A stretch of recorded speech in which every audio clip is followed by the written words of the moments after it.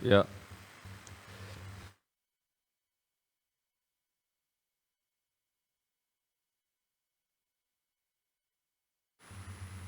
ya. Bismillah. Assalamualaikum warahmatullahi wabarakatuh. Alhamdulillah hamdan katsiran tayyiban mubarakan fi kama yuhibbu rabbuna wa yarda. Asyhadu an la ilaha illallah wahdahu la syarikalah wa asyhadu anna Muhammadan abduhu wa rasuluh. Amma ba'd. Alhamdulillah pemirsa Fatwa TV, kita dapat bersua kembali di program acara live interaktif kembali ke hadis Nabi. Yang program ini alhamdulillah sudah masuk ke episode sekitar 23 atau 24. Barakallahu fikum. Semoga Allah langgengkan acara ini agar membawa manfaat yang banyak insya Allah bagi kita semua. Dan pemirsa Fatwa TV, beberapa pengumuman sebetulnya yang akan kita berikan share kepada pemirsa semua. Salah satunya yaitu pertukaran jadwal antara hari Rabu malam dan hari Kamis malam, yaitu pertukaran antara live interaktif Ustadz Syafiq Riza Basalamah dengan Ustadz Dr. Abdullah Roy yang bertukar hari Rabu malam ke Kamis malam ke Rabu malam. Insya Allah nanti malam insya Allah bersama Al Ustadz Dr. Syafiq Riza Basalamah live interaktifnya. Barakallahu fikum. Dan tidak berpanjang lebar, segera kita sapa sekarang Al Ustadz yang mengampu acara ini. Barakallahu fikum. Assalamualaikum warahmatullahi wabarakatuh. Ustazuna Ustadz Haikal Basyarahil. Waalaikumsalam warahmatullahi wabarakatuh. Apa kabar Ustaz? Alhamdulillah Masya baik. Allah, Alhamdulillah. Antum Bagaimana? gimana kabar? Alhamdulillah Sehat? kami di sini baik-baik saja. Alhamdulillah. Memang beberapa waktu lalu alat sedikit ada error, tapi Alhamdulillah. Dan cuaca di Jakarta Alhamdulillah pagi ini cukup cerah. Barakallahu fikum. Bagaimana dengan Kalimantan Sumatera Ustaz? Cuaca? Alhamdulillah cerah, alhamdulillah. Mas, di dekat garis khatulistiwa ya Ustaz, Masya Allah itu. Ya. Mantap ya, Masya Allah. Barakallahu fikum Ustaz. Kami bersyukur kepada Allah dan kemudian berterima kasih kepada Antum yang merelakan waktu sibuknya kita ganggu 1 jam untuk menjawab pertanyaan-pertanyaan yang masuk di website Fatwa TV. Barakallahu fikum Ustaz. Dan Ustaz, apa namanya ini, kita mau dong diberikan tips. Nah, untuk kami-kami itu kita-kita yang sedang belajar hadis, terus membedakan hadis yang baik, yang bisa diikuti, yang bisa diamalkan. Itu ada pernyataan yang seperti ini, berpendapat bahwa hadis dhaif itu bisa dijadikan dasar untuk menetapkan suatu amalan yang dihukumi sunnah atau dianjurkan. Jadi menurut beberapa pendapat, fungsi hadis dhaif tidak hanya sebatas sebagai penjelas kadar pahala maupun kadar hukuman. Nah, bagaimana ya Allah? Bagaimana ya Ustadz dengan pendapat yang membawa seperti ini kaidah dari hadis dhaif dalam kehidupan sehari-hari? Barakallahu fikum. Ya. Jazakumullah khair atas pertanyaannya ya. Ini pertanyaan awal ya. Tentang masalah hadis dhaif ya. Sebagian orang beranggapan bahwasanya hadis dhaif itu boleh diamalkan dalam kehidupan dan seterusnya. Pertama ya, kalau ditanya apakah ada khilaf di kalangan para ulama tentang masalah pengamalan hadis, tentu ada. Ya, ada 3 pendapat dalam masalah ini. Ada sebagian ulama boleh beramal dengan hadis dhaif mutlaqan, ya, umum boleh, baik itu dalam bidang hukum, fikih ataukah di dalam fadhail a'mal, maka kata mereka boleh beramal dengan hadis-hadis lemah. Pendapat yang kedua adalah mengatakan bahwasanya boleh beramal dengan hadis lemah di fadhail a'mal, di dalam kitab fadhail, ya, tetapi dengan syarat-syarat tertentu. Dengan syarat-syarat tertentu. Pendapat yang ketiga, amal dengan hadis baik itu di dalam ahkam, masalah hukum-hukum, ataukah di dalam masalah fadhail a'mal. Maka kalau ditanya dari 3 pendapat ini, pendapat yang mana yang paling benar, maka pendapat yang ketiga. Ya. Tidak boleh kita beramal dengan hadis lemah, baik itu dalam hukum ataukah di dalam fadhail. Kenapa? Pertama, karena menetapkan ini ada sebuah fadilah tertentu, misalnya dengan sebuah hadis, maka itu berkaitan dengan hukum. Anda menetapkan membaca ini pahalanya sekian kali misalnya, maka itu berkaitan dengan hukum. Kemudian yang kedua, hadis-hadis sahih dari Nabi SAW itu sangat banyak. Kenapa kita harus mengambil hadis yang lemah? Hadis yang sahih itu banyak, tidak bisa kita kerjakan. Anehnya orang zaman sekarang mengerjakan amalan-amalan di hadis-hadis yang lemah, bahkan hadis yang sangat lemah, hadis yang palsu, tapi tidak mengerjakan hadis-hadis yang sahih. Waduh, Padahal amalan di hadis yang sahih itu sangat cukup. sangat cukup. Ya, bahkan semua hadis sahih itu kalau kita kerjakan, amalan dari sahih tidak sanggup kita. Kenapa harus mengambil sesuatu yang lemah? Kenapa tidak mengambil sesuatu yang jelas? Iya. Nah, ini keunikan ya sebagian orang, dia malah lebih senang beramal dengan hadis lemah, tapi jarang beramal dengan hadis yang sahih. Oleh karenanya, kata para ulama, cukuplah hadis sahih itu untuk kita amalkan. Itu pun tidak kita amalkan. Ya, artinya hadis sahih semuanya kalau kita kerjakan tidak sanggup kita. Nggak sanggup. Gitu. Kenapa harus mencari yang lemah semacam itu? Oleh karenanya beramal dengan hadis lemah itu tidak boleh. Kecuali seseorang dalam kondisi dia di dalam buku sirah, misalnya buku sirah itu banyak sekali hadis-hadis yang lemah. Maka dalam bentuk dia menceritakan sebuah cerita, kemudian dia jelaskan sanadnya ini lemah, tidak ada masalah dia sebutkan untuk menyempurnakan cerita. Kemudian dia memakai hadis yang lemah, kemudian dia jelaskan bahwa hadisnya lemah. Kemudian dia jadikan itu sebuah cerita, maka ahlul ilm dalam masalah sejarah dan masalah tarikh ini mereka memberikan pelonggaran karena itu tidak diamalkan, juga tidak berkaitan dengan fadail, tapi sekedar hanya seseorang menyempurnakan cerita, tetapi dia harus jelaskan bahwasanya cerita ini terdapat kelemahan dan semisalnya. Wallahu a'lam. Masya Allah, barakallahu fikum Ustaz. Jadi tidak perlu ya kita mengamalkan hadis lemah karena yang sahih sudah cukup banyak dan itu belum tentu bisa diamalkan semua. Barakallahu fikum Ustaz atas nasihatnya untuk kita semua di sini dan kita masuk ya Ustaz. Pertanyaan pertama datang dari Adi Putra di Jawa Barat, Kerawang. Begini bunyinya, Assalamualaikum Ustaz Haikal, izin bertanya, apa hukum rebana? Apa hukum rebana? Apa yang harus saya lakukan di rumah rumah saya dekat masjid jika masjid sering memainkan rebana baik latihan ataupun acara-acara yang tidak pernah dicontohkan Rasulullah. Dan kemudian ketika mau istirahat beribadah di rumah baca Al-Quran dan sholat sunnah mereka memakai speaker keras. Barakallahu fikum Ustaz, mohon nasihatnya. Pertama ya, Nabi SAW mengharamkan alat musik. Disebutkan dalam sebuah hadis, Nabi SAW bersabda, la yakunanna aqwamun min ummati yastahilluna al-hir wal harir wal khamra wal ma'azif. Kata Nabi SAW akan datang sekelompok dari umatku yang akan menghalalkan sutra, akan menghalalkan perzinahan, akan menghalalkan khamar, dan akan menghalalkan alat musik. Maka ini menunjukkan bahwasanya alat musik itu sesuatu yang diharamkan di dalam Islam. Di antara alat musik yang diperbolehkan adalah seseorang menggunakan dub. Ya, menggunakan dub untuk dub itu semacam rabbana dan semisalnya. Maka menggunakan dub itu diperbolehkan tetapi tidak dalam semua keadaan. Pada kondisi-kondisi tertentu. Ketika dalam kondisi hari raya, maka itu diperbolehkan. Atau ketika seseorang dalam kondisi pernikahan, maka itu diperbolehkan. Tetapi yang memainkannya ini hanyalah wanita, bukan laki-laki. Ya, memainkan dub ini hanyalah wanita dan bukan laki-laki. Maka pada kondisi-kondisi tertentu semacam ya seseorang dalam pernikahan atau semacam di dalam hari raya, maka diperbolehkan. Maka selain kondisi-kondisi tersebut, maka seseorang ya tidak diperkenankan dia menggunakan alat dub tersebut untuk bermain musik dan semisalnya. Karena hal itu tidak diperbolehkan di dalam Islam. Wallahu a'lam. Masya Allah, barakallahu. Dan jadi untuk hari-hari tertentu walimahan seperti itu dan memainkannya perempuan ya Ustaz ya? Perempuan ya, bukan laki-laki. Ya, padahal di sini banyak ya laki-laki malah. Barakallahu fikum Ustaz atas jawabannya. Kemudian pertanyaan berikut datang dari Siti Nuraini di Bekasi. Begini bunyinya. Bismillah. Semoga Dewan Fatwa TV dalam penjagaan Allah Subhanahu wa taala. Izin bertanya ya Ustaz, di dalam surat An-Nur 31. Di dalam surat An-Nur 31, sekarang perempuan boleh membuka hijabnya kepada bapak dari suaminya. Pertanyaannya, bolehkah bersalaman dengan bapak dari suami? Bolehkah bersalaman dengan bapak dari suami? Nomor 2, bolehkah seorang perempuan membuka hijabnya di depan menantu laki-lakinya dan bersalaman dengan menantu laki-laki tersebut? Jazakallahu khairan. Ya. Jazakumullah khair atas pertanyaannya.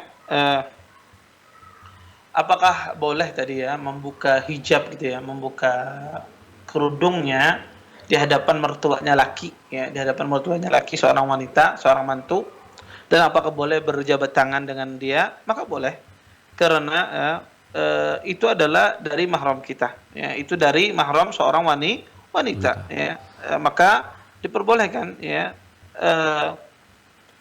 berdasarkan firman Allah dalam Al-Quran, wa halailu abnaikum alladzina min aslabikum, dan istri-istri anak-anak kalian. Ini menunjukkan bahwasanya istri anak kita itu adalah mahram bagi kita. Ya, maka menantu kita yang perempuan itu boleh berjabat tangan dengan mertuanya yang laki.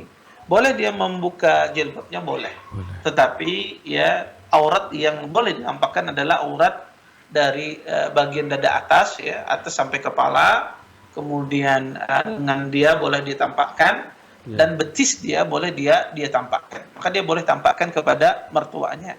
Dan apakah dia boleh berjabat tangan? Pada asalnya boleh berjabat tangan. Kapan tidak boleh berjabat tangan dengan mertua? Kapan tidak boleh membuka aurat di hadapan mertua? Ketika didapati pada mertua tersebut penyimpangan, kefasikan. Maka kalau dia didapati ada seorang yang fasik, tidak tadayun dan bahaya, karena tidak semua mertua memiliki agama yang baik. Mungkin ada sebagian mertua tidak memiliki agama yang baik, kurang bagus, ya, dia minum khamar misalnya. Ya. Ya, kemudian dia tidak memiliki akhlak yang baik, maka ini tidak boleh kita bersalaman dan tidak boleh kita menampakkan aurat kita. Pada asalnya boleh. Tapi kalau ada penyimpangan tadi, maka tidak diperbolehkan di dalam Islam untuk, ya, menutup pintu-pintu fitnah. Adapun yang kedua adalah masalah seorang mertua, apakah boleh juga mertua perempuan boleh tidak berjabat tangan dengan mertua laki dan boleh tidak menampakkan auratnya. Mertua perempuan boleh tidak menampakkan auratnya di hadapan menantunya laki dan berjabat tangan dengan menantunya laki, boleh. Mertua perempuan juga mahram dari menantu laki-laki. Ya. Boleh dia menampakkan auratnya, dan juga dia boleh, ya, berjabat tangan. Ya, boleh dia berjabat tangan semacam itu. Ini hukum asal. Karena itu bagian dari mahram, dan itu selama-lamanya. Mertua perempuan kita itu selama-lamanya jadi mahram kita, walaupun anaknya sudah kita ceraikan. Anaknya misalnya kita nikah sama anaknya, kemudian kita ceraikan, anaknya misalnya cerai, ya, maka mertua itu tetap mahram kita selama-lamanya. Ya, tidak bisa dinikahi walaupun anaknya sudah diceraikan. Wallahu a'lam. Masya Allah, begitu ya Ustaz ya. Jadi tetap terhubung ya Ustaz sebagai mahram walaupun sudah bercerai dengan anaknya. Berikutnya pertanyaan dari Fakhrul di Kepulauan Riau, Kabupaten Lingga. Begini bunyinya. Assalamualaikum Ustaz Haikal. Bolehkah saya mengatakan Nabi Muhammad junjungan alam semesta? Dengan kalimat itu apakah diperbolehkan? Syukran Ustaz. Sebetulnya tidak ada masalah, ya, kalimat itu Nabi Muhammad junjungan alam semesta, maksudnya adalah menjadi idola orang-orang di muka bumi ini, maka itu tidak ada masalah, ya. Kalau dimaksudkan demikian, ya, junjungan alam semesta itu maksudnya adalah yang ada di alam ini mengidolakan, memuliakan Rasulullah SAW, maka itu sebenarnya tidak ada masalah, ya, kalimat demikian, ya. Maka kecuali dia menginginkan di kalimat tersebut pengen ta'abbud ibadah dengan kalimat tersebut, maka ini tidak diperkenankan, karena ibadah itu ada berdasarkan dalil. Tapi sekedar dia mengibaratkan dengan ibarat tersebut ingin menjelaskan bahwasanya Nabi itu menjadi junjungan, idola, ya, role model bagi orang-orang, bagi umat manusia, maka itu tidak ada masalah dalam hal ini. Wallahu a'lam. Alhamdulillah begitu ya. Jadi diperbolehkan. Itu semoga Bapak Fakhrul ya, menyaksikan acara ini. Berikutnya pertanyaan datang dari Harisnal Soleh di Sulawesi Selatan, Kabupaten Bone, Watampone, Indonesia. Begini bunyinya, Bismillah, Assalamualaikum Ustadz. Apakah boleh seseorang yang kurang ilmu agamanya menjadi khotib dengan membaca buku di kampung-kampung? Karena di kampung itu tidak ada yang berilmu, Ustadz. Sakala khairan. Iya, jazakumullah khair, ya. Ini sesuatu yang menyedihkan, ya, kalau di kampung tidak ada dai, Iya. tidak ada ustadz, ya, Iya, untuk sayang yang sekali. berkhutbah, berceramah, ya. Maka tentu yang memiliki masjid atau pemerintah setempat pertama berusaha, ya, untuk mendatangkan dai, ya, atau mendatangkan penceramah, ya, untuk mengisi tempat-tempat khutbah Jumat ya. Jangan sampai khutbah ada masjidnya, tidak ada khatibnya, tidak ada dai-dainya. Maka ini tentu kewajiban bersama.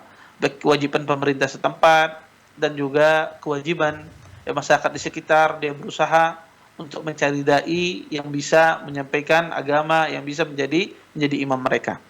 Yang kedua, mengenai pertanyaan tadi, apakah boleh dia menjadi khatib dengan membaca buku padahal dia tidak memiliki ilmu karena tidak ada khatibnya dalam kondisi darurat ini. Ya kalau tidak ada mungkin tidak ada Iya. Jumatan. Iya. Maka dalam kondisi macam ini insya Allah tidak ada masalah. Ya, dia kalau seandainya dia sekedar membaca bukunya adalah buku yang benar yang dia baca ya, dia atau dia mengambil salah satu buku ustaz, kemudian dia bacakan di hadapan jamaah, kemudian terpenuhi rukun-rukun Jumat tersebut ya. Dia ada wasiat bertakwa, kemudian dia ada berselawat kepada Nabi SAW, ada membaca ayat dan terpenuhi rukun-rukun Jumat tersebut, maka insya Allah tidak ada masalah ya. Tetapi ya kita bersama-sama tadi berusaha, teman-teman yang ada di sana di tempat tersebut dan pemerintah setempat juga bekerja sama untuk mendatangkan seorang dai agar masjid itu diisi oleh orang yang berilmu, sehingga tentu berbeda antara orang yang menyampaikan memiliki ilmu dengan orang sekedar membaca buku saja. Ya. Tapi tidak ada masalah ya, karena tidak ada lagi maka dia pun berpatokan pada sebuah kitab yang insya Allah kitab yang ditulis oleh ustaz-ustaz yang terpercaya, maka insya Allah tidak mengapa demikian. Wallahu taala alam. Iya. Masya Allah, barakallahu fikum Ustaz. Ini sifatnya urgent ya Ustaz ya, darurat ya, barakallahu fikum Ustaz. Ini daerahnya namanya Sulawesi Selatan, Kabupaten Bone Watampone. Semoga Allah memberikan Ustaz Iqbal itu. ya, ya betul Ustaz Iqbal ya, ada sekitar itu deh. Barakallahu fikum. Kemudian Ustaz, pertanyaan berikutnya datang dari Abu Aslam. Abu Aslam di Kabupaten Bojonegoro, Jawa Timur. Begini bunyinya. Assalamualaikum warahmatullahi wabarakatuh Ustadz. Apakah niat kita sholat berjamaah menjadi imam atau munfarid jika hanya sholat mengimami satu anak kecil umur 2 tahun yang kadang masih main-main di dalam sholat dan tidak ada makmul main, itu dianggap sah atau bagaimana? Barakallahu fikum. Iya. Jazakumullah khairan atas pertanyaannya. Apakah imam anak kecil itu bisa dijadikan makmum yang masih 2 tahun ataukah dia dianggap softnya ketika berjamaah? Maka anak kecil itu dilihat ya. Ada anak kecil itu mumayyiz, ada anak kecil tidak mumayyiz. Anak kecil yang tidak mumayyiz seperti anak yang berusia 2 tahun itu tidak mumayyiz, maka itu softnya tidak dianggap. Maka dia bukan makmum. Walaupun kita tarik dia sholat bersama kita, maka itu seperti kita sholat sendiri. Oh. Maka bukan berjamaah dengan dia. Ya mungkin ada sebagian orang tua kadang menarik anaknya, sholat di sampingnya, mengajarinya, maka anak yang kecil semacam itu 5 tahun, 4 tahun, 3 tahun dan seterusnya, itu adalah anak kecil, tidak dianggap keberadaannya. Artinya kalau kita bawa sholat berjamaah misalnya, maka dia hendaknya jangan ditaruh di tengah-tengah shaf, jangan memutus shaf. Maka taruh di paling pojok atau ditaruh di tempat tertentu. Dia tidak memutus saf. Karena kalau berada dia di tengah saf, itu memutus saf. Maka kalau kita membawa anak kecil yang belum mumayyiz, entah itu sholat di masjid atau di tempat lain, maka jangan ditaruh di tengah saf, taruh di pojok, paling pojok, atau tempat khusus penitipan anak kalau ada di masjid tersebut. Yeah. Tapi kalau kita sholat sendiri, berjamaah dengan dia tidak bisa juga, karena dia tidak dianggap. Dia tidak dianggap. Kapan anak kecil itu dianggap? Ketika dia mumayyiz. Dan juga ketika dia berwudu. Karena ada anak kecil mumayyiz tapi tidak berwudu sholatnya. Iya. Maka ini juga tidak dianggap karena dia tidak dianggap orang sholat kalau dia tidak berwudu. Tapi kalau dia mumayyiz kemudian dia berwudu sholatnya, maka dianggap softnya.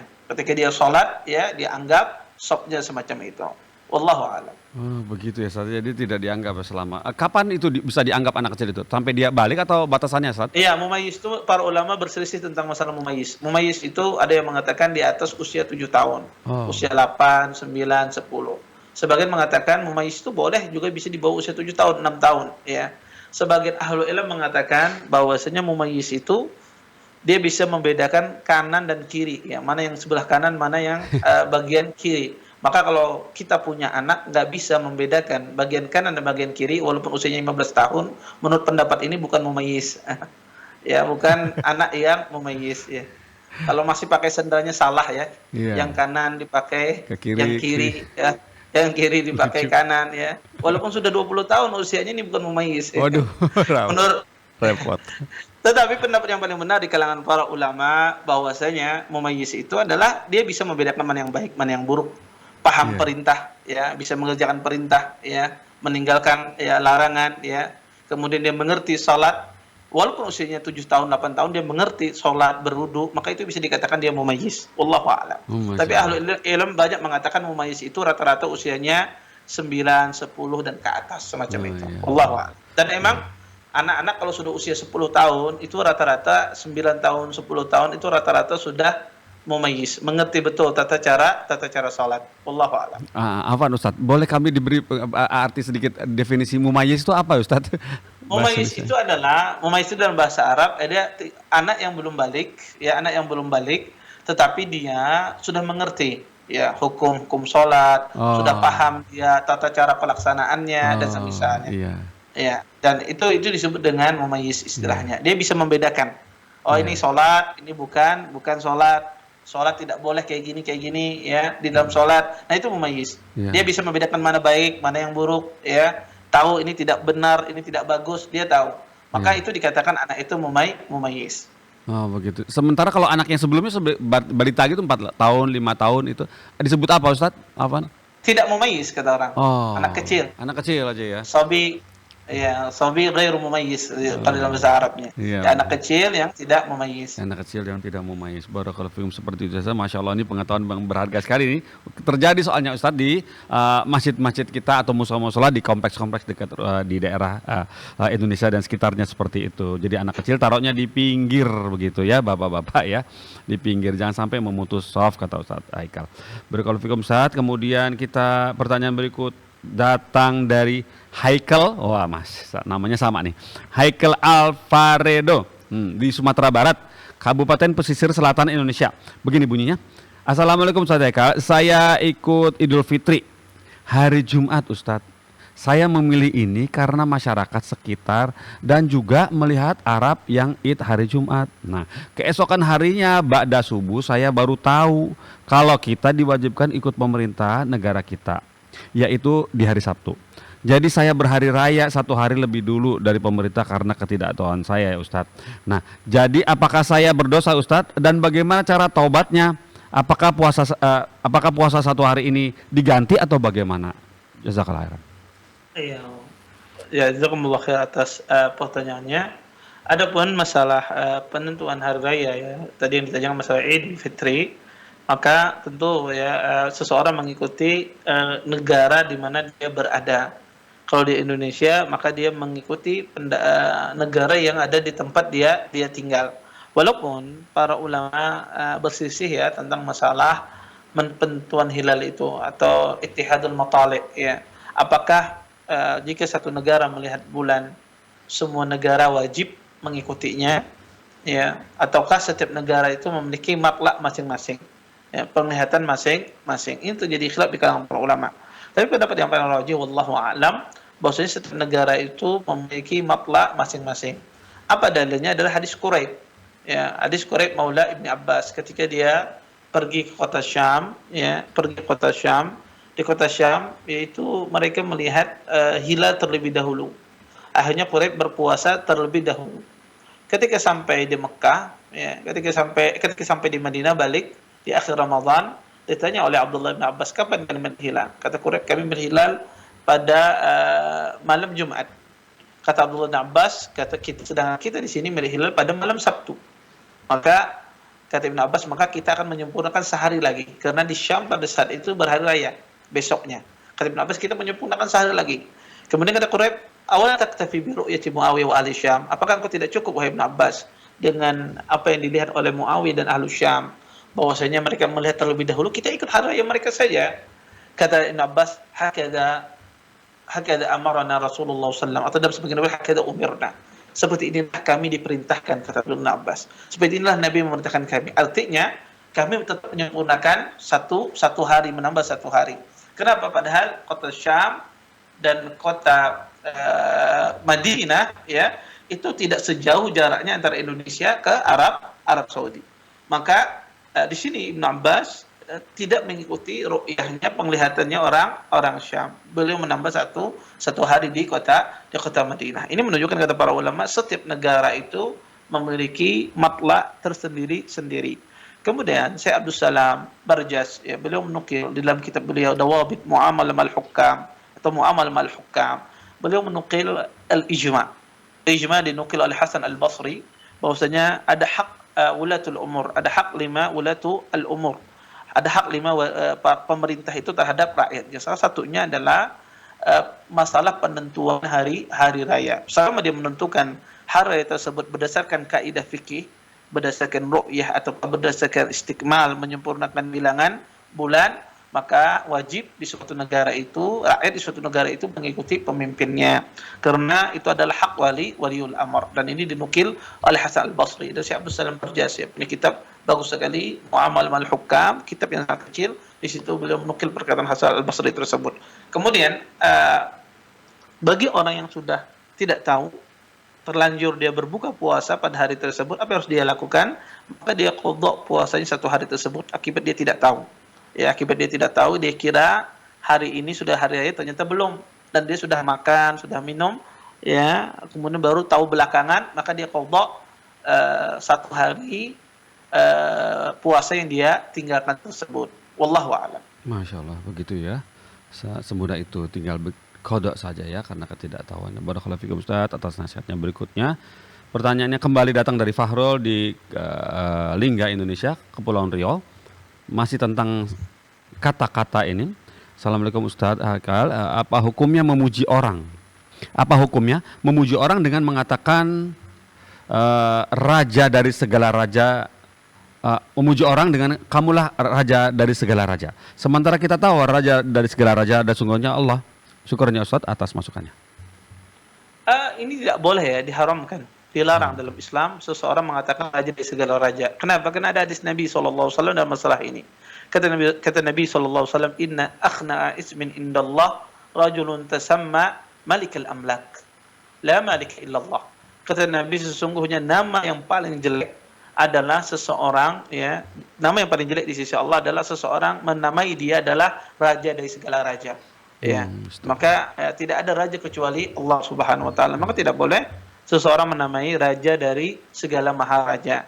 Dan dalam hal ini juga ahlul ilm memasukkan dengan nama yang sama, yaitu seseorang menamai dengan hakim dari segala hakim, atau disebut dengan qadil qudah. Ya, maka sebagian ahlul ilm melarang seseorang menamai juga hakim dari segala hakim.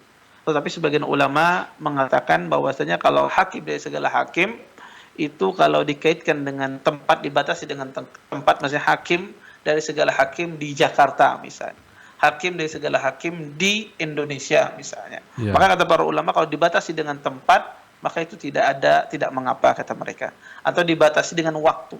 Yeah. Hakim dari segala hakim dari periode ini sampai periode ini misalnya. Oh, yeah. Maka dibatasi dengan waktu, kata para ulama ini tidak mengapa. Tapi afdalnya adalah ditinggalkan penamaan semacam ini. Cukup dinamakan seorang hakim saja. Tidak dia katakan hakim dari segala hakim. Sama, dan ulama sepakat tentang masalah tidak boleh seseorang menamai raja dari segala raja. Dan itu datang nasnya dari Nabi SAW. Bahwa tidak boleh seseorang menamai dirinya raja dari segala raja atau menamai orang lain raja dari segala raja. Wallahu a'lam. Barakallahu, lebih baik menyebutkan hakim di lembaga anu, hakim di kota anu, begitu ya Ustaz ya. Begitu, barakallahu fikum. Seperti itu. Jadi harus hati-hati kita dalam melontarkan menobatkan sebuah julukan-julukan. Berikutnya pertanyaan datang dari Saru, Bapak Saru atau Ibu Saru ini. Bapak Saru di Jawa Timur, Kota Probolinggo. Begini bunyinya. Assalamualaikum Ustaz, izin bertanya, orang yang tidak melakukan sholat Jumat 3 kali berturut-turut Ustaz, orang yang tidak melakukan sholat Jumat 3 kali berturut-turut dengan alasan uzur pekerjaan, apakah harus bersahadat lagi ya Ustaz? Jazakallahu khair. Jazakumullah khair atas pertanyaannya. Tentu ya, orang meninggalkan sholat Jumat ini merupakan dosa besar. Disebutkan di dalam sebuah hadis, Nabi SAW beliau bersabda, man tarkal jum'ah salasan tahawunan min ghairi duratin taba Allahu ala qalbih. disebutkan bahwasanya ada seseorang kata Nabi SAW meninggalkan siapa saja meninggalkan Jumat 3 kali tahawunan ya dengan meremehkannya, meninggalkannya tersebut tanpa ada uzur, bukan dalam kondisi darurat, maka Allah tutup hatinya. Para ulama mengatakan ditutup hatinya apa? Ya, Allah tutup hatinya dan dia tidak mendapatkan kasih sayang rahmat Allah Subhanahu wa taala, tertahan dari rahmat Allah Subhanahu wa taala. Sebagian ulama mengatakan Allah tutup hatinya sehingga dia memiliki sifat-sifat orang munafik. Munafik. Tetapi kata para ulama bukan berarti ketika Allah tutup hatinya itu dia menjadi orang yang kufur, keluar dari Islam atau orang yang harus mengulang syahadatnya, tidak. Tidak ada ahlul ilm mengatakan orang yang meninggalkan Jumat, setahu saya 3 kali misalnya berturut-turut dia keluar dari Islam. Tetapi dia melakukan dosa besar, dosa yang sangat besar. Ya. Karena ya Jumat itu adalah paling abdulnya salat. Ya ketika ditinggalkan maka dia meninggalkan melakukan perbuatan dosa yang sangat besar. Makanya Allah tutup hatinya. Ya ditutup hatinya oleh Allah Subhanahu wa taala, tetapi itu tidak menunjukkan dia keluar dari Islam ya. Tidak menunjukkan dia keluar dari Islam dan cukup dia bertaubat kepada Allah Subhanahu wa taala, meminta kepada Allah dengan taubatan nasuha dan tidak perlu dia bersyahadat. Wallahu taala alam. Nah, seperti itu ya Ustaz. Barakallahu fikum Ustaz. Kemudian Ustaz, pertanyaan berikutnya datang dari hamba Allah di Tuban, Jawa Timur. Di Tuban, Jawa Timur. Begini bunyinya, bismillahirrahmanirrahim. Assalamualaikum warahmatullahi wabarakatuh. Ya Ustaz, izin bertanya ya Ustaz. Apakah mendengar atau menonton berita di TV, maksudnya ini TV nasional biasa, TV konvensional, sama dengan mendengar gibah ya Ustaz? Berita di TV sama dengan mendengar gibah. Jazakallahu khairan. Ya. Jazakumullah khair atas pertanyaannya. Tergantung TV yang dilihat. Kalau fatwa TV insya Allah tidak gibah. Ya, kalau mendengar fatwa TV insya Allah tidak gibah. Ya tergantung TV yang dilihat, apa yang diputar. Ya maka berita apa yang dilihat. Bisa jadi berita pengumuman, kajian, maka ini bukan gibah ya. Tetapi kalau yang dimaksudkan berita tadi itu adalah berita tentang masalah gosip-gosip dan semisalnya yang dilemparkan di media, maka ini kita mendengarkan gibah, maka tidak boleh. Ya, tidak boleh. Karena kita selain mendengarkan gibah, nanti kita juga melihat sesuatu yang mungkin aurat wanita ataupun hal-hal yang tidak pantas dilihat. Maka kalau ditanya TV apakah semua TV dimungkin, tentu tidak ya. Ada TV-TV Islami, fatwa TV, ada hal-hal yang lainnya. TV banyak ya, TV-TV sunnah ya. Maka kita melihat TV-TV sunnah ya. Adapun ya TV-TV yang di situ ada hal-hal yang tidak sesuai dengan syariat, jangan kita lihat. Secara hukum asal kita tidak boleh melihat TV-TV tersebut yang tidak ada ya, artinya yang di situ mudaratnya lebih besar daripada maslahatnya ya. Maka kalau mendengarkan berita-berita tersebut yang isinya adalah membicarakan orang lain, membicarakan masalah kasus perceraian, perselingkuhan ataukah apa namanya perceraian dan segala aib macam, orang aib lain, orang lain. maka itu bagian dari ghibah, maka tidak boleh ya, tidak boleh kita mendengarkan ya. Wallahu a'lam. Ya, taib, barakallahu fikum Ustaz. Tapi Ustaz, bagaimana dengan TV yang menyiarkan kejadian gempa di sana Cianjur, seperti bencana di sana di sini, itu apakah masih diperbolehkan atau bagaimana kita mengikuti? Boleh, itu bukan bagian dari ghibah. Bahkan itu mungkin salah satu juga tolong menolong dan kebaikan. Ketika dia menyiarkan berita, dia mungkin di situ ada orang muslim tahu, kemudian dia membantu ya orang-orang yang dapat musibah tersebut ya. Mungkin ada sebagian ustaz baru tahunya dari berita ya, kemudian dia datang sana berdakwah, maka ini bagian tolong menolong dan kebaikan sebetulnya. Wallahu a'lam. Barakallahu fikum, seperti itu ya, masih diizinkan ya. Barakallahu fikum Ustaz, alhamdulillah. Kemudian pertanyaan berikut datang dari Timan, Bapak Timan di Kota Tangerang. Begini bunyinya, Assalamualaikum warahmatullahi wabarakatuh Ustaz. Ustaz izin bertanya, apakah batal puasa kita? Apakah puasa kita batal? Kita mencium istri tapi keluar air mazi. Assalamualaikum warahmatullahi wabarakatuh. Jazakallahu khairan. Apakah batal puasanya kalau dia mencium istri kemudian keluar air mazi? Yang saya yakini adalah batal puasanya. Yang saya yakini adalah, ini masalah khilaf di kalangan para ulama, tetapi yang saya yakini adalah batal puasanya. Ya, karena Allah mengatakan ya, yada syahwatahu min ajli, kata Allah, sesungguhnya orang puasa itu dia meninggalkan syahwatnya untukku, sedangkan ini dia tidak meninggalkan apa? Syahwatnya. Maka kalau sekedar keluar madhi itu sebetulnya tidak membatalkan kalau sekedar dia berhayal. Maka para ulama membedakan antara berhayal dengan seseorang melihat. Orang yang berkhayal, misalnya di dalam rumahnya dia berkhayal, kemudian keluar air mani, atau keluar air mani akibat berkhayalnya dia, mani atau madhi keluar, maka itu tidak membatalkan puasanya dia. Kalau sekedar berkhayal, kenapa? Karena pikiran manusia ini tidak ada yang bisa mengontrolnya. Iya. Tidak ada satu manusia pun yang bisa mengontrol pikirannya dia. Maka ketika dia berkhayal, kemudian keluar madhi, maka dia dimaafkan. Karena tidak bisa mengontrol pikiran dia. Karena itu di luar kemampuan dia. Tetapi berbeda dengan seseorang yang mencium istrinya, atau melihat sesuatu yang membangkitkan syahwatnya. Mata ini bisa dikontrol. Ya, mata ini bisa ditundukkan pandangannya. Ketika dia melihat sesuatu, kemudian dia lihat berulang-ulang, keluar air mani, maka batal. Kalau satu kali saja dia melihat, tidak berulang, maka kemudian langsung keluar mani, ini tidak batal. Tapi ketika dia melihat sesuatu, kemudian dia ulang-ulang melihatnya, maka ini sebetulnya bisa dia ngontrol. Kemudian keluar mani, maka ini batal. Termasuk dalam hal ini adalah mencium. Karena itu bisa dia kontrol. Ya. Ya, dia bisa mengontrol untuk tidak mencium istrinya. Ya. Maka ketika dia mencium istrinya dan dia tahu tidak bisa menahan nafsunya, keluar matinya, maka wallahu taala alam, pendapat yang saya yakini itu adalah membatalkan puasa seseorang. Wallahu alam. Begitu ya Ustaz, barakallahu fikum. Jadi seseorang harus bisa menunda lah paling tidak ya, barakallahu fikum Ustaz. Kemudian pertanyaan berikutnya datang dari Bapak Firdaus di Jakarta. Begini bunyinya. Bismillah, ya Ustaz, izin bertanya ya Ustaz. Sepengetahuan saya ada hadis tentang wanita pezina yang masuk surga setelah memberikan minum anjing yang kehausan. Nah, apakah itu berarti jika ada seseorang yang berbuat maksiat atau tidak atau belum bertobat, tetapi melakukan satu amal kebaikan yang dicintai Allah, lantas dia juga bisa masuk surga? Itu satu. Kedua, apakah kita boleh menolong atau memberikan makan hewan yang najis seperti anjing atau babi? Barakallahu fiik. Pertama, apakah ya seseorang berbuat dosa cukup dia berbuat baik saja? Ya, itu mungkin pertanyaannya ya. Tanpa dia harus bertaubat gitu. Ya, dia menanyakan kenapa wanita tadi yang berzina tadi dia diampuni oleh Allah Subhanahu wa taala sekedar dia memberikan minuman untuk anjing kehausan.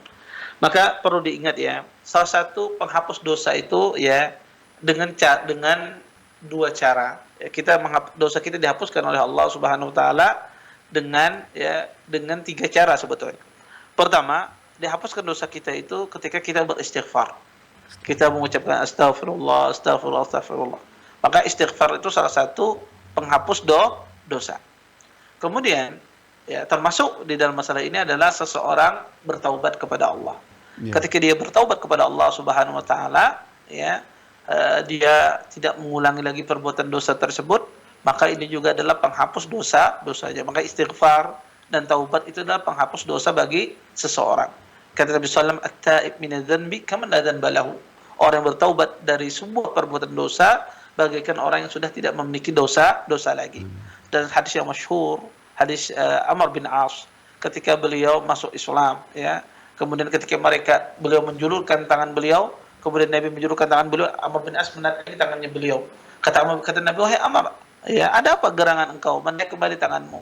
Kata Amr bin As, wahai Rasulullah, aku ingin engkau bersyarat. Kata Nabi, apa syarat engkau? Aku ingin engkau bersyarat bahwasanya ketika aku masuk Islam, dosa-dosaku diampuni oleh Allah Subhanahu wa taala. Kemudian kata Nabi, "Ama alimta ya Amr, anna al-Islam yahdimu ma kana qablahu." Wahai Amr, apakah engkau tidak tahu sesungguhnya Islam itu menghapuskan dosa-dosa yang telah lalu? Maka taubat seseorang, istighfarnya seseorang itu menghapuskan dosa.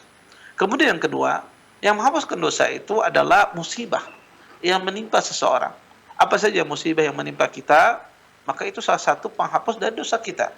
Kata Nabi sallam, "Ma yusibul muslim min wasabin wala nasabin wala hammin wala huznin wala adha hatta syaukata allati yushakuha illa kafarallahu biha khataya." Kata Nabi sallallahu alaihi wasallam, tidaklah seorang muslim ditimpa rasa sedih, rasa gundah, rasa gelisah, rasa sakit, bahkan duri yang menyakitinya dia, maka itu semuanya kata Rasulullah sebagai penghapus dosa. Maka musibah, ya ujian, itu salah satu juga dosa kita dihapuskan. Kemudian yang ketiga, salah satu penghapus dosa adalah amal saleh. Amal kebaikan, perbuatan baik, itu juga penghapus dosa. Apa dalilnya? Hadis Mu'adz bin Jabal. Kata Nabi sallam, "Wat bi sayyi'atil hasanah tamhuha wa khaliqin nas bi khuluqin hasan. Kata Nabi, wahai Mu'ad, iringilah perbuatan jelek itu, perbuatan dosa itu dengan perbuatan baik. Niscaya perbuatan baik itu menghapuskan perbuatan dosa. Maka di antara bentuk yang menghapuskan dosa kita adalah perbuatan amal soleh kita, perbuatan baik kita. Wanita ya, penzina tadi, dia telah berbuat baik. Melakukan apa? Berbuat ihsan dia kepada anjing yang kehausan. Kemudian dia ambilkan air untuk anjing tersebut, dia timba dari sumur, kemudian dia kasihkan kepada anjing yang disebutkan dalam hadis, dia menjulurkan lidahnya untuk karena kehausan. Maka wanita ini berbuat ihsan kepada anjing tersebut. Bukankah Allah Subhanahu wa taala memerintahkan kita untuk berbuat baik dalam segala sesuatu? Innallaha katabal ihsan ala kulli syai. Sesungguhnya Allah Subhanahu wa taala mewajibkan seorang hambanya untuk berbuat baik pada segala sesuatu, termasuk dalam hal ini pada hewan yang najis, pada hewan yang diharamkan, maka disuruh kita berbuat baik. Ya, kalau seandainya mereka membutuhkan, maka boleh kita berbuat ihsan kepada hewan. Boleh seseorang memberikan makan, misalnya dia melihat ada anjing kehausan, kemudian dia melihat mungkin ada anjing kelaparan, kemudian dia kasih misalnya makanan, maka apakah itu boleh? Boleh.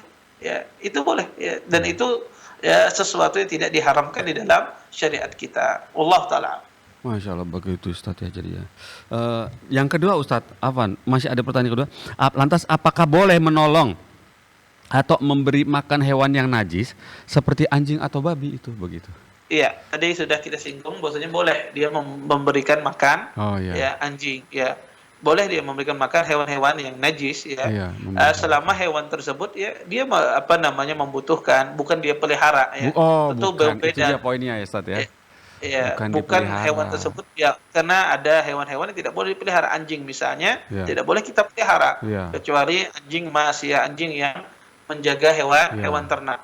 Jaga rumah tidak boleh seseorang memelihara anjing ya macam. Tapi kalau misalnya ketemu di jalan ada anjing kelaparan misalnya, atau ada hewan yang lain kelaparan, ya, hewan yang akan dimakan, kemudian dia kasih makanan, kemudian dia kasih minuman misalnya, maka boleh apa tidak? Boleh, tidak ada masalah.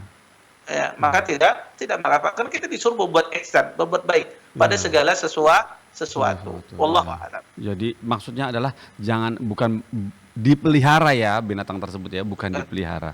Ya, barakallahu fikum Ustaz, seperti itu intinya. Semoga Bapak Firdaus bisa paham ya Pak ya, bukan dipelihara, catatannya itu ya.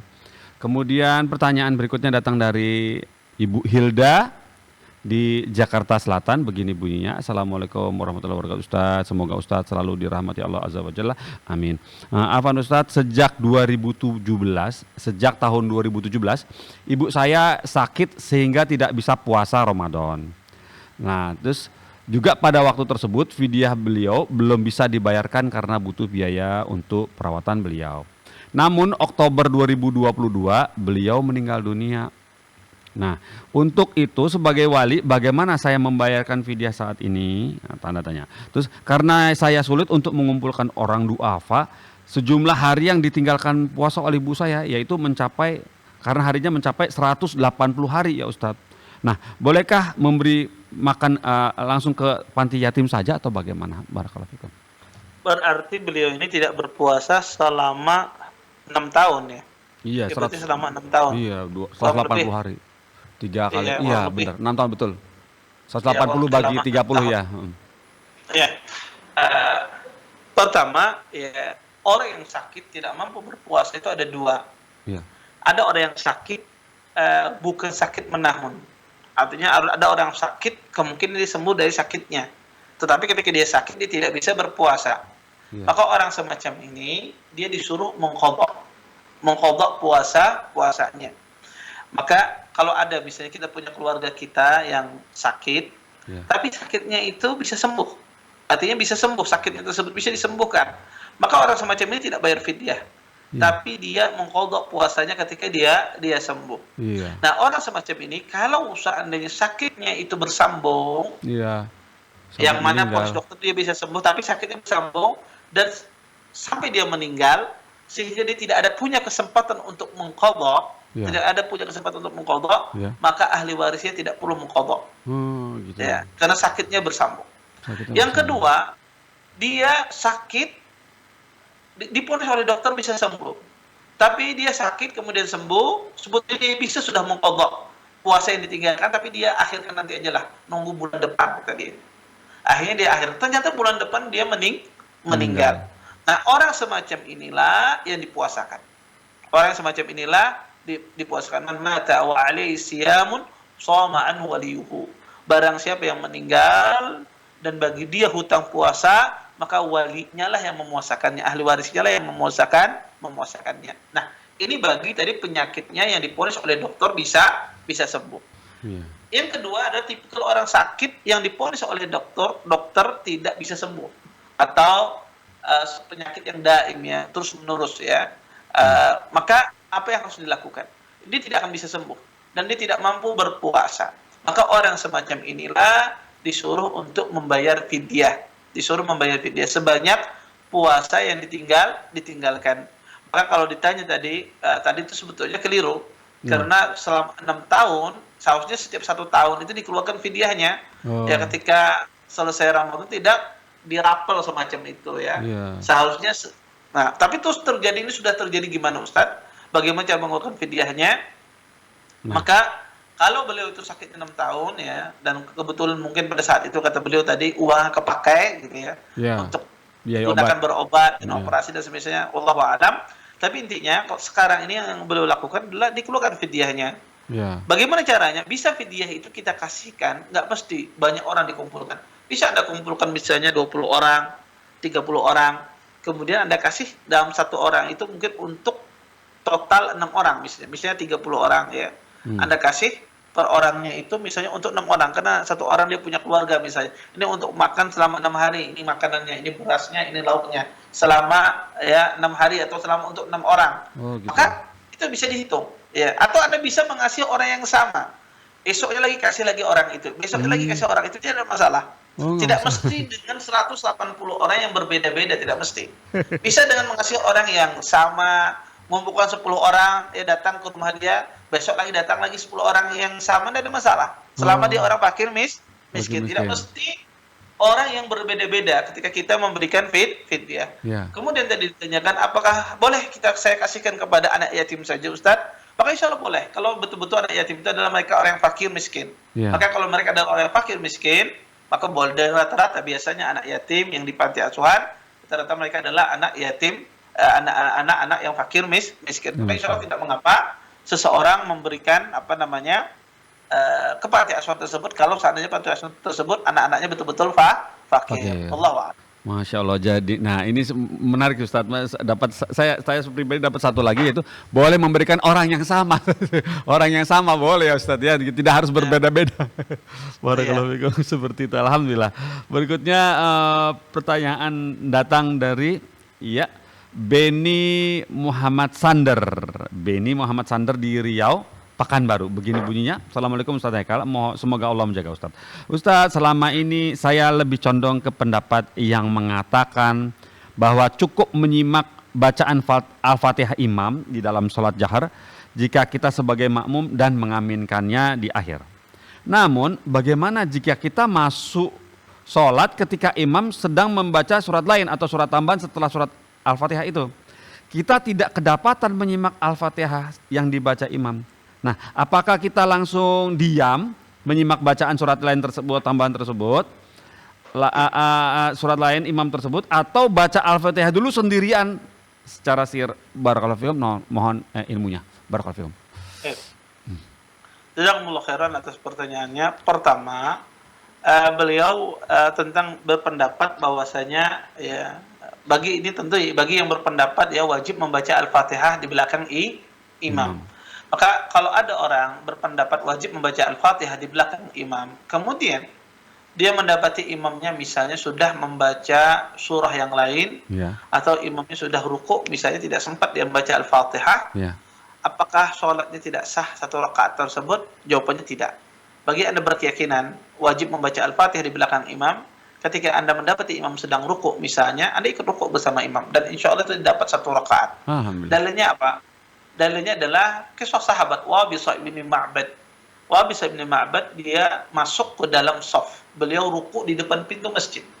Ya, kenapa? Imamnya sudah rukuk, belum masuk di dalam shaf. karena takut ya imamnya berdiri dari rukuk tersebut, beliau tidak dapat satu rakaat. Akhirnya pun beliau rukuk di depan pintu masjid. Kemudian ketika rukuk di depan pintu masjid, beliau berjalan menuju shaf. Ya. Kemudian setelah selesai sholat, Nabi SAW bertanya, siapa tadi yang berjalan yang menuju shaf? Ya. Kata Wabi saya, wahai Rasulullah. Kata Nabi SAW, la ta'ud. Kata Nabi SAW, jangan engkau ulangi. Ya. Jangan engkau ulangi lagi ketika engkau melakukan demikian. Di sini Nabi SAW tidak menyuruh Wabisah untuk menambah satu rakaat, dan juga Nabi SAW tidak mengatakan tadi engkau tidak sah karena tidak membaca Al-Fatihah di waktu rukuk, karena rukuk dia tidak sempat baca Al-Fatihah. Sedangkan untuk datang ke saf saja dia tidak sempat, dia langsung rukuk. Tentu ini ya, kasus semacam ini dilarang, sebetulnya dilarang oleh Nabi SAW untuk seseorang untuk dia ulangi kembali, tapi Nabi tetap menganggap sholatnya sah ya. Kadang ada sebagian orang mungkin bukan di depan pintu masjid, kadang di depan pintu rumahnya dia kadang sudah rukuk. Ada sebagian orang jalan dia ya, karena dekat dengan masjid. Maka ini kasus pada masa Nabi SAW. Di sini peristiwa ini menjelaskan, pertama, sahabat ini dia rukuk dan dianggap satu rakaat oleh Nabi. Kemudian yang kedua, sahabat ini jelas sekali dia tidak membaca Al-Fatihah. Tetapi dianggap oleh Nabi SAW rakaatnya. Walaupun Imam Bukhari rahimahullah ta'ala mengkritik. Ya, Imam Bukhari berpendapat wajib membaca Al-Fatihah. Walaupun Imam Bukhari rahimahullah ta'ala beliau sanggah ya pendalilan ini. Kata Imam Bukhari ya, bisa jadi ya, Wabisah ini dia menambah satu rakaat karena tidak disebutkan dalam hadis. Kata beliau. Bisa jadi nambah satu rakaat tidak disebutkan dalam hadis. Maka kita katakan ini terbantahkan ya, dugaan semacam ini terbantahkan. Kenapa? Karena setelah salam Nabi langsung bertanya. Kalau seandainya dia menambah satu rakaat, dia tidak langsung bisa menjawab pertanyaan Nabi karena dia masih di dalam salat ya. Oleh karenanya bagi orang yang tidak sanggup membaca Al-Fatihah, tidak sempat membaca Al-Fatihah karena ruku, dan dia berkeyakinan wajib membaca Al-Fatihah di belakang imam, maka insya Allah sah saja sholatnya, dianggap satu rakaat ketika tidak sempat membaca Al-Fatihah dan ada uzur syar'i. Tentu bagi orang yang tidak mewajibkan membaca Al-Fatihah di belakang imam, tentu lebih-lebih lagi ya dianggap sholatnya ya, karena dia tidak melihat membaca Al-Fatihah di belakang imam. Dan ada perkataan yang menarik dari Imam Ahmad bin Hanbal rahimahullah ta'ala. Kata beliau, sesungguhnya saya tidak mengetahui di kalangan salaf, kata beliau, bahwasanya tidak ada satupun dari salaf itu mengatakan orang yang sholat, kata Imam Ahmad, di belakang imam kemudian dia tidak membaca Al-Fatihah, itu tidak sah. Tidak ada satupun dari kalangan salaf, kata Imam Ahmad. Ya, ini hikayat dari Imam Ahmad ya, kalau ada orang salat berjamaah misalnya. Karena sebagian ikhwah itu kadang ragu-ragu mereka. Pas membaca pendapat yang mengatakan tidak wajib membaca Al-Fatihah, mantap terhadap pendapat tersebut. Nanti setelah 1 bulan membaca pendapat yang mengatakan ya wajib membaca Al-Fatihah di belakang imam, berubah lagi pendapatnya. Kadang-kadang sebagian ikhwah itu kebingungan ya. Pendapat Ustaz ini, Ustaz saya pas dengar Ustaz ini lebih mantap ini. Besoknya dengar ini, oh kok ini ya lebih mantap. Terus bolak-balik kayak gitu, bolak-balik ya. Sehingga perkataan ini sangat menarik dan ini menenangkan, perkataan Imam Ahmad bin Hanbal rahimahullah ta'ala, bahwasanya kata beliau, saya tidak pernah mengetahui dari kalangan salaf ya, bahwasanya mereka membatalkan salat seseorang ketika berjamaah ya bersama imam tidak membaca Al-Fatihah. Artinya kalau ada kita mengambil pendapat manapun, insya Allah salatnya sah, baik wajib membaca Al-Fatihah di belakang imam ataukah tidak wajib membaca Al-Fatihah di belakang imam. Pendapat manapun yang diambil, insya Allah salatnya sah. Jadi orang itu jangan ragu ketika salat berjamaah. Kalau dia yakin membaca Al-Fatihah, baca di belakang imam. Kalau saat ini dia yang rajih menurut dia tidak wajib di belakang imam yang salatnya jahriyah, maka silahkan dia tidak membaca dan jangan takut sholatnya tidak sah. Wallahu a'lam. Masya Allah, melegakan sekali itu. Barakallahu fikum Ustaz. Ya, di negara kita soalnya kompleks ya aja masalah fikih seperti. Barakallahu fikum Ustaz atas jawaban antum kepada Bapak Beni Muhammad Sandar. Dan alhamdulillah dengan jawaban antum tadi menuntaskan acara kita sebentar di siang hari ini Ustaz. Barakallahu fikum, semoga Allah mempertemukan kita kembali di pekan depan insyaallah. Boleh acara ini kami tutup Ustaz? Silakan. Barakallahu fikum Ustaz, terima kasih banyak jazakallah khairan. Pemirsa Fatwa TV, alhamdulillah tuntas sudah acara kembali ke hadis Nabi live interaktifnya. Semoga Allah mempertemukan kita di pekan depan dan kita saksikan acara live interaktif yang lainnya di Fatwa TV. Kita tutup acara ini dengan kafaratul majelis. Subhanakallahumma wa bihamdika asyhadu an la ilaha illa anta astaghfiruka wa atubu ilaika. Wassalamualaikum warahmatullahi wabarakatuh. Jazakallah khair Ustaz. Iya, Kong. Iya. Ya, pamit Pak Pongki ya. Baik, Ustaz. Ya.